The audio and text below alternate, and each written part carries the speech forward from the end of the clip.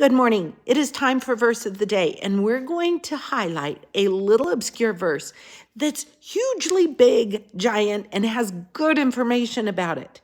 So it is John chapter 1, verse 35. I'm going to read it. We're going to talk about it a minute, and then I have a really important question for you at the end.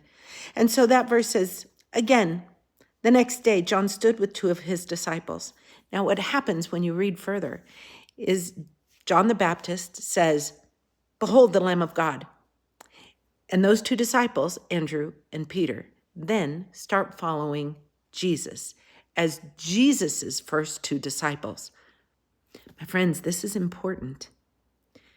It's important because John pointed to Jesus, and then his disciples became followers of Christ. This can be seen in our everyday life. If you go to a church that points to Jesus, then your natural reaction is going to be to become followers of Christ. Unfortunately, especially in the United States, there are way too many pastors who are pointing to themselves, and people become followers of them, and they're not becoming followers of Christ. My friends, we need to look at this. We need to listen to the sermon and go, is my pastor pointing to Christ? Or is it a motivational speech? Is he taking a verse from the Bible and making a sermon that has nothing to do with pointing to Christ, but it has everything to do with pointing to the pastor or pointing to how we can live a great life? My friends,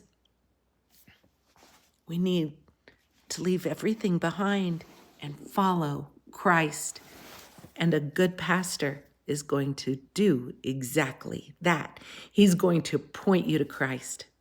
My friends, in the comments today, would you tell me my pastor is pointing me to Christ? I'm going to celebrate with you if he is, but if he's not, or if you're not going to a church, let me help you find one. My friends, churches are important. I have friends on this app who are making up their own theology because they don't have a good pastor to point them to Christ. My friends, I love you, and God's got this.